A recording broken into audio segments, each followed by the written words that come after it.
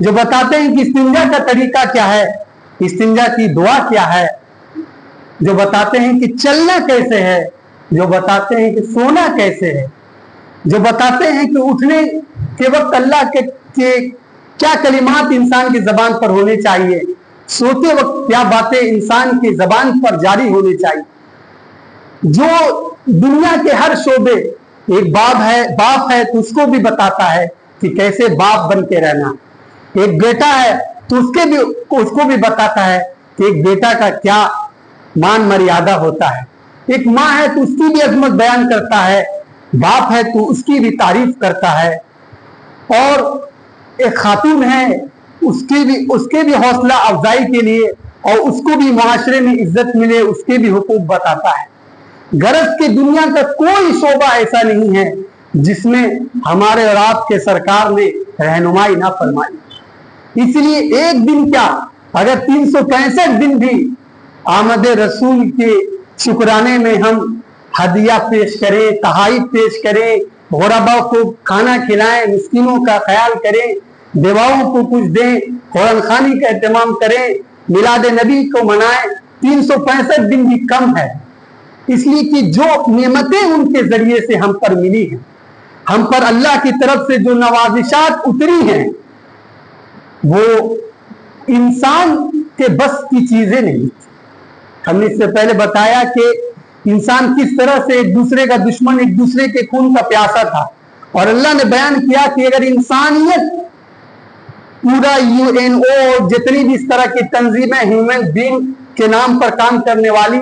سب اگر اکٹھا ہو کر بھی اس بات کی کوشش کرتی کہ تمام انسانیت اس وقت کے صرف کلمے کی بنیاد پر ایک دوسرے کے بھائی بن جائیں تو یہ ساری تنظیمیں ناکام ہو جاتی، کیونکہ یہ اللہ کے رسول تھے، اللہ کی طرف سے بھیجے گئے تھے، اور اللہ تبارک و تعالیٰ نے آپ کو سراپا مقبول بنایا تھا۔ اس وجہ سے آپ نے جو بات پیش کی وہ انسانیت کی بات تھی، وہ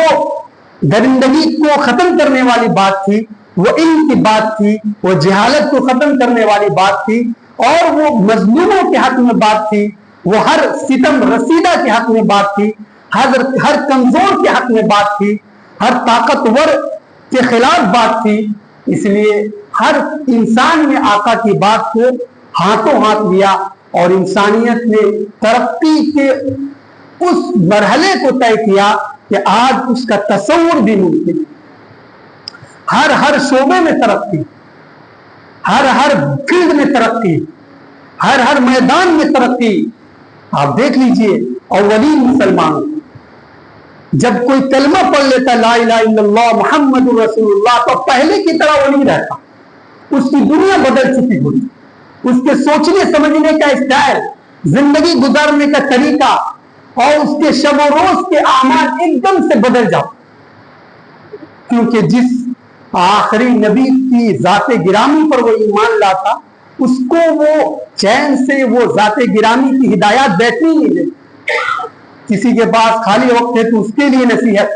کوئی بیٹا ہے تو اس کے لیے نصیحت، کوئی باپ ہے تو اس کے لیے نصیحت، کوئی ماں ہے تو اس کی ذمہ داری، کوئی بیٹی ہے تو اس کا کیا کرتب ہونا چاہیے، ایک ایک چیز کو کھول کھول کر بیان۔ تو ذات گرامی کی میلاد منانا 365 دن اور جتنا ہو سکے ان کی میلاد منائی جائے۔ آقا کی یوں کہ ہدایات بے شمار ہیں، لیکن کچھ ہدایات ایسے ہیں جو انسان کسی بھی سوسائٹی میں بیان کر سکتا ہے، جو انسان کسی بھی سوسائٹی میں فالو کر سکتا ہے، جس کو انسان کسی بھی سوسائٹی کے ماننے والے، کسی بھی مذہب و دھرم کے ماننے والے کے سامنے آقا کا وہ کردار رکھ سکتا ہے۔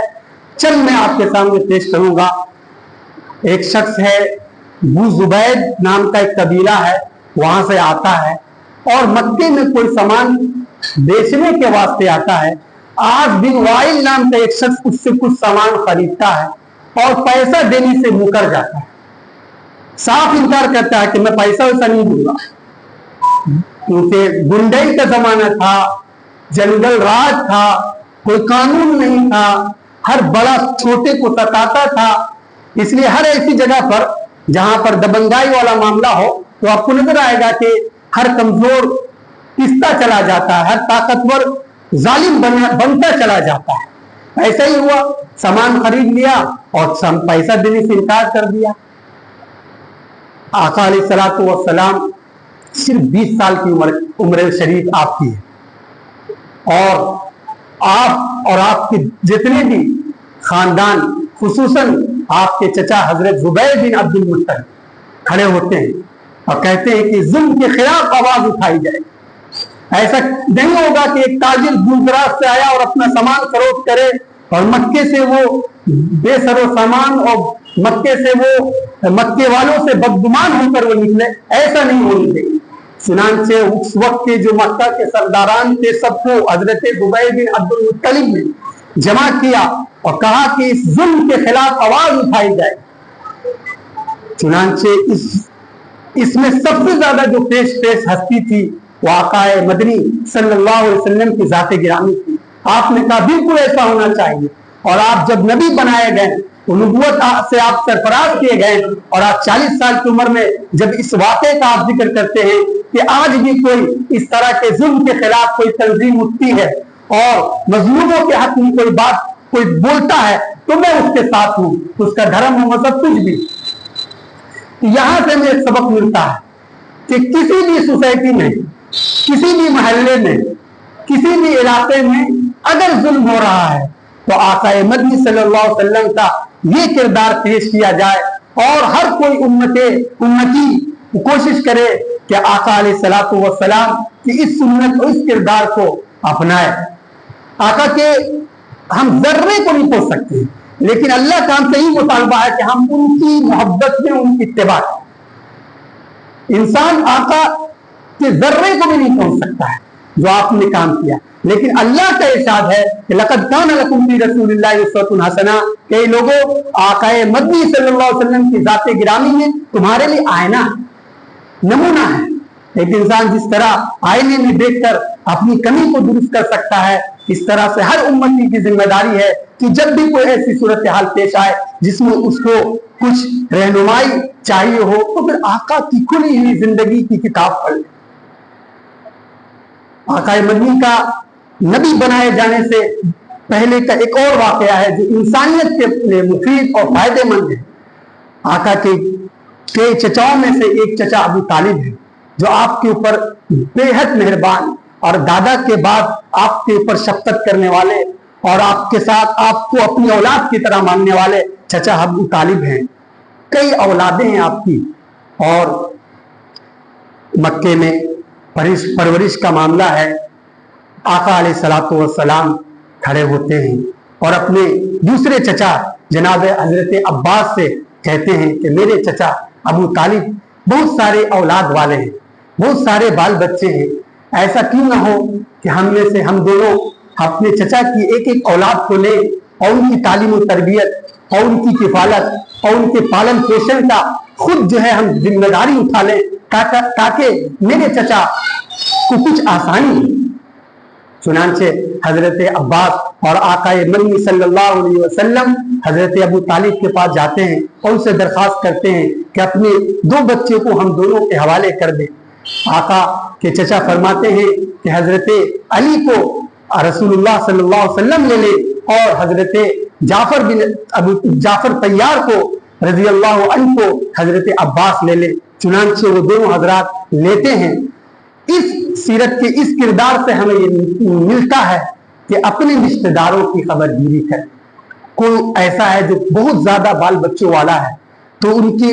वह जितना जिससे मदद हो सके कुछ वक्ती मदद करें, किसी की तालीम की जिम्मेदारी उठा लें, किसी की तरबियत की जिम्मेदारी उठा लें, किसी के पालने पोषने की जिम्मेदारी उठा लें। इन कामों से इंसानियत का भलाई होगा, इंसानियत का फायदा होगा। इन कामों से मुसलमानों की इज्जत जो चली गई है वो वापस लौटेगी। इन कामों से मोमिनों का वकार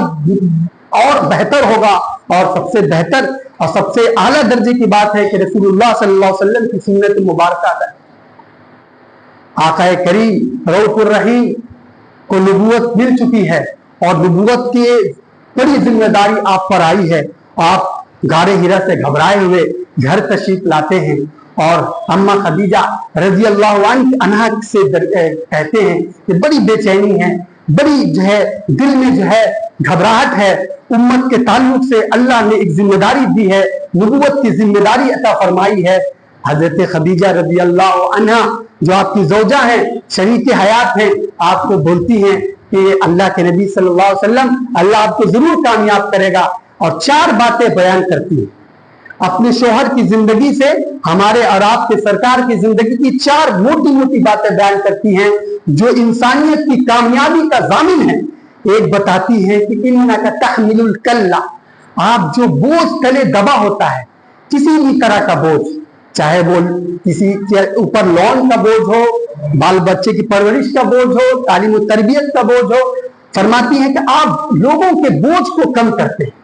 वह तकसीबुल मादू, जो कमा नहीं पा रहा है, नादार है, कमाने की हैसियत नहीं रखता है, माजूर है, आप उसके लिए कमाई का इंतजाम कर देते हैं। वह तकरीब ज़ैद, मेहमानों की मेहमान नवाजी करते हैं। वह तुईनु अला नवाइबिल हक, हक के रास्ते में जो मुसीबतें वो होती हैं उस ताल्लुक से आप लोगों की मदद करते हैं। ये चार बातें एक खातून ने, एक बीवी ने अपने शोहर के ताल्लुक से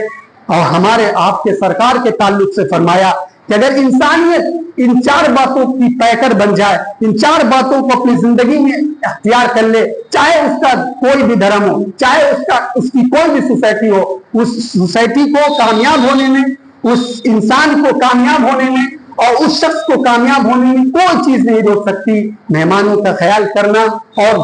नादारों का ख्याल करना और बोझ चले दबे हुए इंसानों को उठाना और जो है हक के रास्ते में खर्च करना, ये चार बातें आका अलैहिस्सलातु वस्सलाम के ताल्लुक से बयान की गई। जो भी आका अलैहिस्सलातु वस्सलाम का किरदार है वो हमें और आपको अपनी जिंदगी में उतार कर अपनी जिंदगी को खुशहाल बनाना है। यही आका अलैहिस्सलातु वस्सलाम की आमद बासआदत का मतलब है। अल्लाह तबारक व तआला ने इंसानियत पर इसी वजह से एक एहसान किया कि अल्लाह ताला ने सूरा आले इमरान में इसका जिक्र फरमाया कि लक़द मन्नल्लाहु अलल मुमिनीन इज़ बअसा फ़ीहिम रसूला, कि अल्लाह ताला ने मोमिनों पर खुसूसन और इंसानों पर उमूमन ये एहसान किया है कि ऐसे रसूल को भेजा जो रसूल लोगों के अखलाक को बेहतर करता है, लोगों की जिंदगियों को संवारता है, हालांकि लोग उनकी आमद से पहले गुमराहियों में थे। लिहाजा ये बहुत ही शादमानी का मौका है, मसरत का मौका है और खुश होने का मौका है कि आज ही के दिन हमारे और आपके आका जनाब सैयदना अहमद मुस्तफा मोहम्मद मुस्तफा सल्लल्लाहु अलैहि वसल्लम की आमद बासआदत हुई है। इस मौके से खूब खैरात किए जाए, खूब सदकात किए जाए, खूब जो है बेवाओं को दिया जाए, खूब यतीमों को दिया जाए, खुद अपने करीबों का ख्याल किया जाए, रिश्तेदारों का ख्याल किया जाए, उनके सरों पर हाथ रखा जाए ताकि जो है इंसानियत फलाह पा सके और लोग जो है आका नबी सल्लल्लाहु अलैहि वसल्लम की जाते गिरामी से आशना हो सके, आपकी शख्सियत को जान सके। अल्लाह ताला से दुआ है कि कहने से ज्यादा अमल की तौफीक नसीब फरमाए। व आखिर दाअवाना